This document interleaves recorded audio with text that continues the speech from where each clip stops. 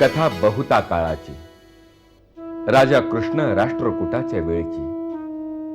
त्या राजानं एका दानपत्रात पुण्याला पुण्यविषय असं म्हटलं आहे. पुढे ते पुणक विषय झालं. नंतर लोक म्हणू लागले पुनवडी. तिचं झालं पुणे, म्हणजे इतकं जुनं गाव आहे.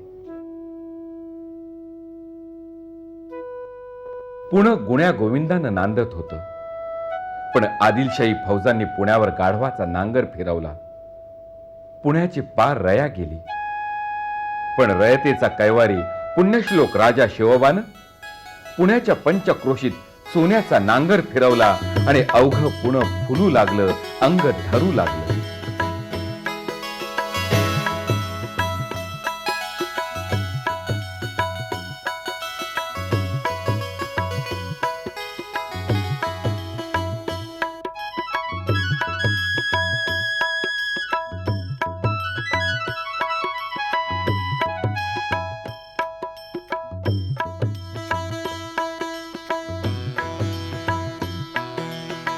इथंच कसब्यात राजश्री आईसाहेब जिजाऊंनी गणराजांवर अमृताभिषेक केला. तोच हा पुण्यातील सुप्रसिद्ध कसब्याचा गणपती, रिद्धी सिद्धीचा नायक.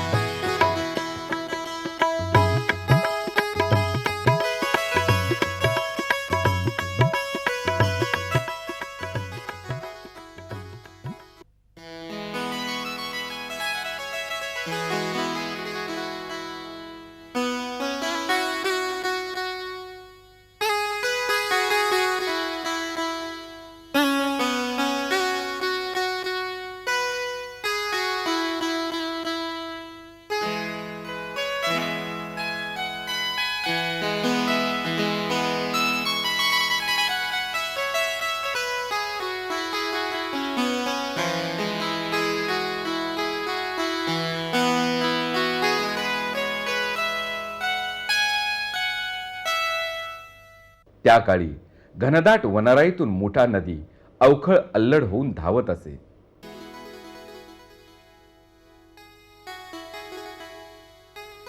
तिच्या तीरावर आज दिसतो बडे शेख सल्ला, म्हणजेच ख्वाजा सय्यद हिसामुद्दीन. सर्व जाती धर्माचे आणि पंथाचे लोक या अवलियाचे परमभक्त.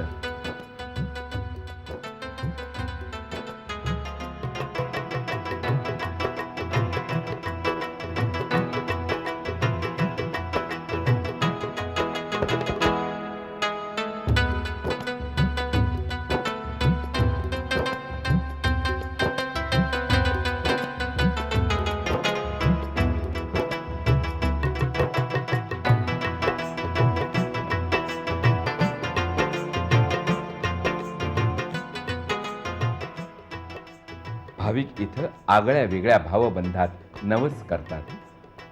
कोण दर्ग्याच्या जाळीला टाळं लावतो,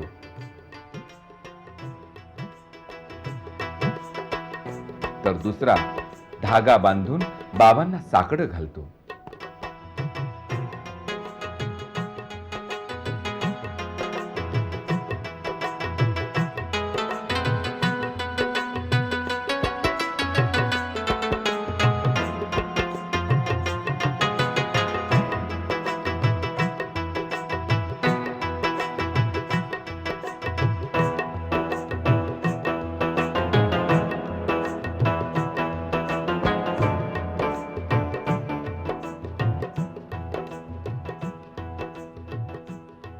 आजपासून जवळजवळ 700 वर्षापूर्वी आमचे पीर साहेब इराणहून जंजान नावाच्या प्रांताहून भारतामध्ये आले.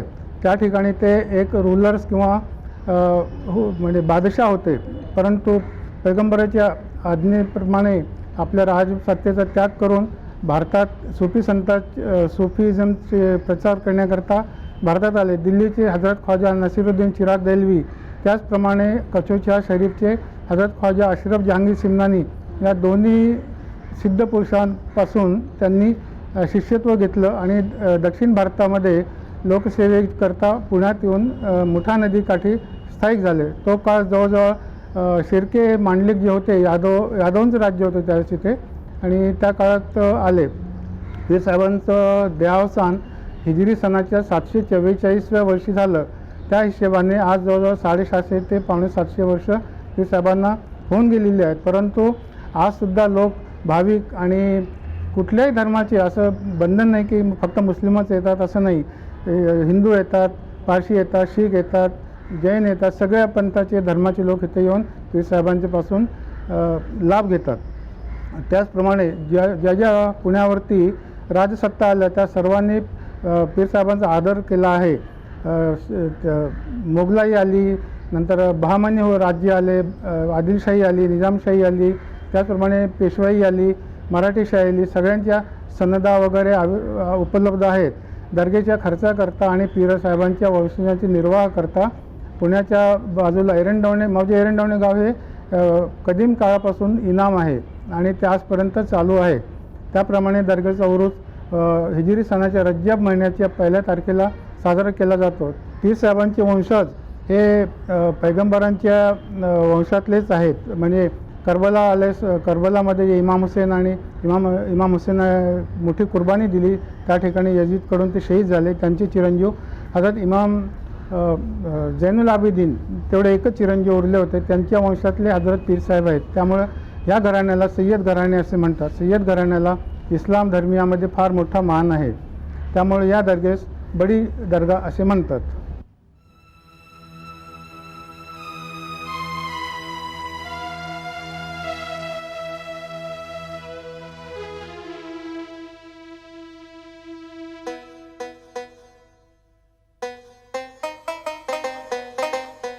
काही भाविक दर्ग्याच्या पाठीमागच्या भिंतीवर नाणं चिकटवून कौल मागतात.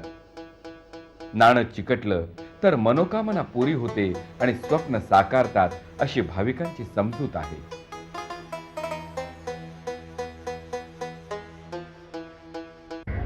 मी बाबांच्या दर्ग्यावरती 15-20 वर्ष झाली येत आहे इथं, आणि माझ्या आयुष्यातला एक अत्यंत असा क्षण इथं घडलेला आहे की माझे वडील पूर्णपणे सिरियस आजारी असताना डॉक्टरांनी आम्हाला सांगितलं होतं की ते 99.9% ते गेलेले आहेत ऑलरेडी.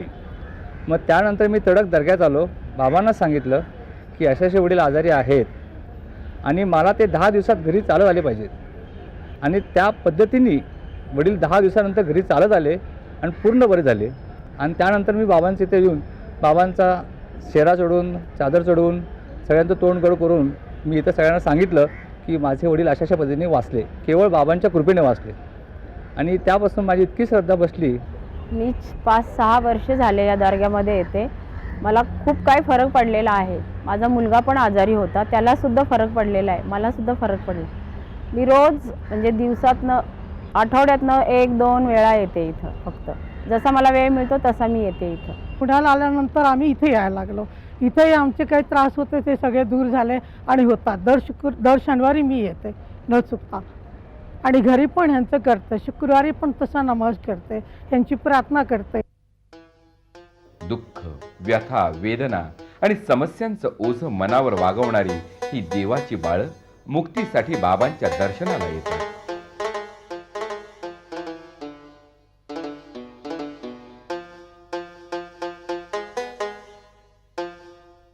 दर्ग्याच्या डावीकडे बाबांचे निष्ठावान शिष्य हजरत नवाबुद्दीन उर्फ मीर साहेबांची समाधी आहे.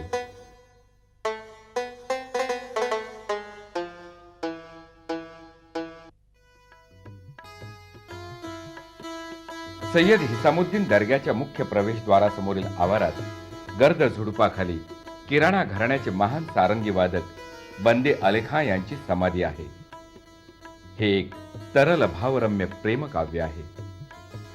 सुनाबाई बंदे अलींची शिष्या होती, पण गुरु शिष्यनी प्रेमास गुरु केलं आणि आदी अनंताच्या साक्षीनं ते स्वर्गीय संगीतात एकजीव झाले. काळ पुरुषानं सुनाबाईवर अकाली झडप घातली आणि दोन प्रेमी जीवांची कायमची ताटातूट झाली. उद्विग्न अवस्थेत बंदे अली खां दर्ग्यासमोरील कडुनिंबाच्या झाडाखाली बसून रात्रंदिवस सारंगी वाजवत. पौर्णिमेच्या एका शांत रात्री पिठूर चांदणं पडलं असताना बंदे अली खांच्या सारंगीचे सूर मंदावले. त्यांनी ती सारंगी फोडून टाकली. जिवलग पत्नीचा विरह आणि सारंगीची साथ सुटल्यानं खान साहेब पार थिजून गेले. त्यातच त्यांची जीवन ज्योत मालवली.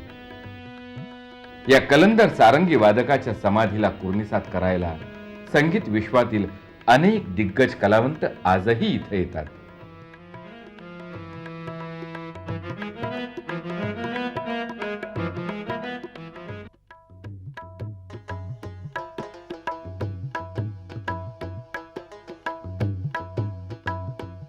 कसबा पेठेतील सुफी संत शेख सलाउद्दीन यांचा शेकडो वर्षांपूर्वीचा हा दर्गा. शेख सलाउद्दीन दिल्लीहून पुणमुक्कामी आले. त्यांच्याबरोबर कमर अली दरवेश यांचे पिता हजरत बहाउद्दीनही होते. नंतर बहाउद्दीन दारोडीच्या जंगलात गेले आणि ईश साधनेत रममाण झाले. शेख सलाउद्दीन यांनी कसब्यात राहणंच पसंत केलं. ब्रह्मरूप शेख सलाउद्दीन यांनी आपल्या हयातीत अनेक चमत्कार केले.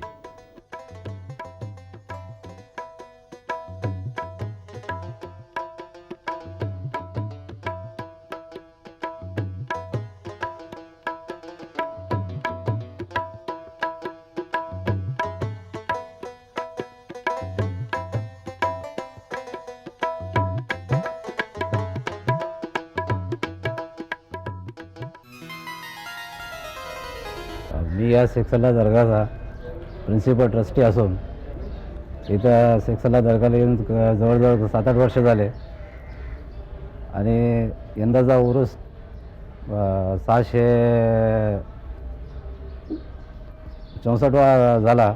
आणि या उरसामध्ये बरेचसे हिंदू मुस्लिम भाविक लोक येऊन दर्शन घेतात. आणि इथं एक प्रथा आहे ती जरब लावण्याची. ते जरब सर्व हिंदू मुस्लिम लहान मुलापासून ते मोठे लोकांपर्यंत लावतात. ही पहिल्यापासून परंपरा चालू आहे. आणि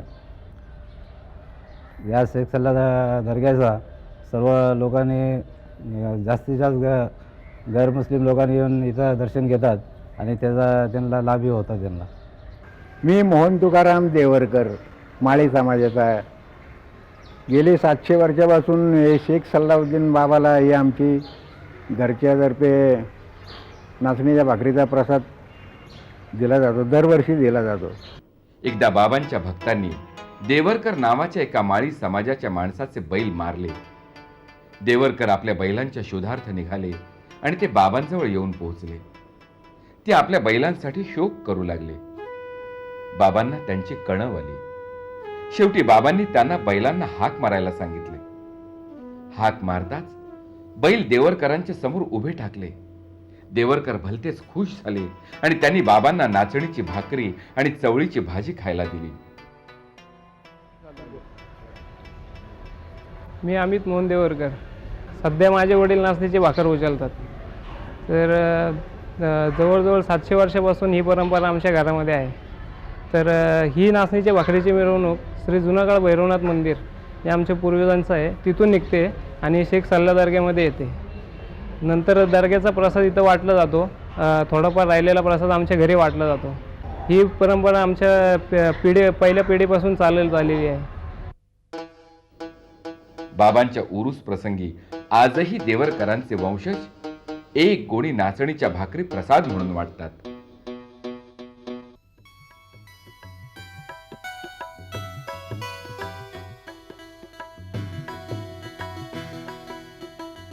डेक्कन जिमखान्यावरून अभियांत्रिकी महाविद्यालयाकडे जाताना डाव्या हाताला थोड्याशा उंचवट्यावरील गर्द झाडीत श्री सद्गुरू जंगली महाराज यांचं मंदिर आहे.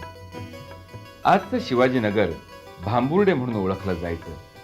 त्यावेळी भांबुर्ड्याचे सगळे मुस्लिम जंगली महाराजांच्या दर्शनाला यायचे आणि आजही ते येतात. नगरखान्यातील मंदिराच्या प्रवेशद्वारातून पायऱ्या चढून वर गेल्यावर फरसदार मंडप लागतो. मंडप हंड्या झुमरांनी सुशोभित असून डाव्या हाताला नगारा तर उजव्या हाताला टोमदार अशी समाधी आहे.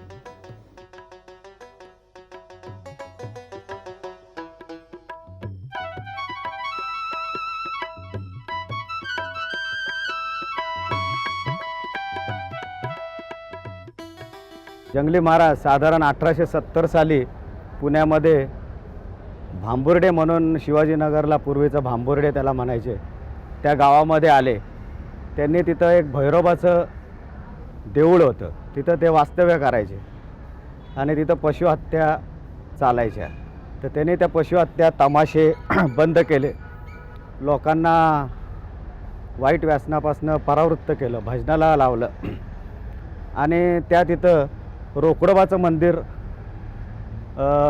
असं त्या देवळाला रोकडोबाचं मंदिर म्हणून नाव दिलं. का तर तिथं जर एखाद्याने नवस केला तर तिथं ताबडतोब त्याचा रोकडा जवाब मिळायचा. आणि महाराज इथं एक टेकडी होती पूर्वी, तिथं ध्यानाला यायचे रोज. तर महाराजांचं निर्वाण व्हायच्या पूर्वी महाराजांनी इथं माझी समाधी, मी इथं समाधिस्थ होणार आहे म्हणून त्यावेळेच्या लोकांना सांगितलं होतं. माझे आजी महाराजांचे भक्त होते, नंतर माझे आजोबाही महाराजांचे भक्त होते. हे जवळजवळ 70-80 वर्ष ते भक्त होते ते. आणि महाराज संध्याकाळी पुण्याहून आले, म्हणजे फेरी मारून आले शहरातून, की ते संध्याकाळी हाका मारायचे माझ्या आजीला की राधाबाई मी आलेलो आहे. मग त्यांनी 2 भाकरी आणि भाजी अशी त्यांनी द्यायचे. तर तिथं म्हणजे गावातले तर सगळे लोक द्यायचे, पण इकडे त्यांनी हाका मारायचे इथे ते. हे 2 मजली इथं निवडून होतं. आणि इथं आमच्या इथं ह्या गावामध्ये हत्या फार व्हायच्या, रेड्याच्या बकऱ्याच्या वगैरे. त्या महाराजांनी बंद केल्या. नंतर भजन सुरू केलं. नंतर इथं त्यांनी व्यायामाची आवड केली आणि इथं जाती धर्म वगैरे त्यांनी काही ठेवलं नाही, काही नाही. सर्वसामान्य लोकांना धर्मनिरपेक्ष म्हणून जे आता सध्या करतात ते हा शोध महाराजांनी 100 वर्षापूर्वी लावला आमच्या गावामध्ये. आणि आमच्या इथं काही इथं हे म्हणजे कसलाही फरक नाही, काय नाही, सगळे लोक येतात. आणि एकच की यांचं म्हणजे हे योगी होते, हे योगाचा यांचा अभ्यास होता. आणि योगाच्या नंतर भक्ती, ज्ञानयोग, भक्तियोग, कर्मयोग अशा संदर्भामध्ये महाराज हे होते. आणि महाराजांचा सर्व ग्रंथांचा त्यांचा अभ्यास होता. ज्ञानेश्वर होता, तुकाराम महाराज होता, नंतर संबंध जे काय उर्दू म्हणा काय होणार त्यांचा अभ्यास होता, असं माझी आजी सांगायची. आणि ते मी आपल्याला इथे कथन करतोय.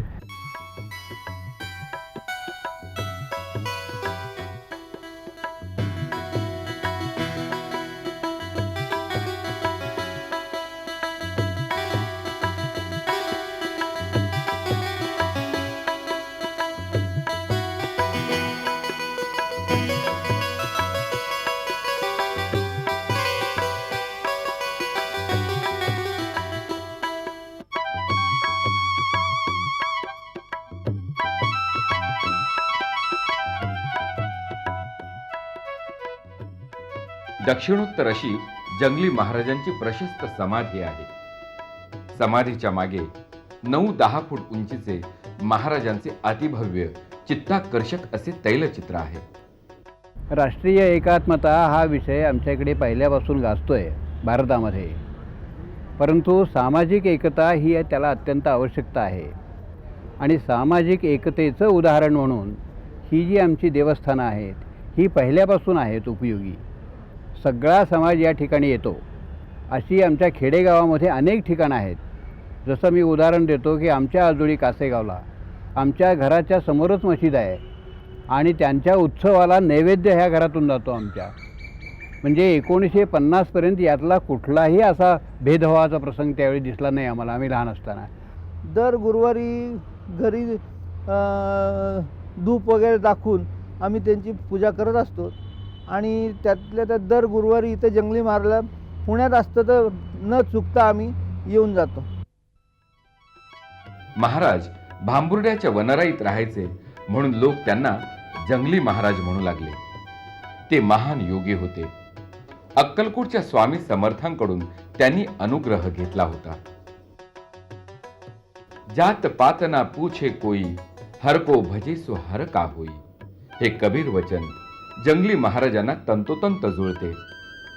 देव भावाचा भुकेला असतो, त्याला जात धर्माची तमा नसते.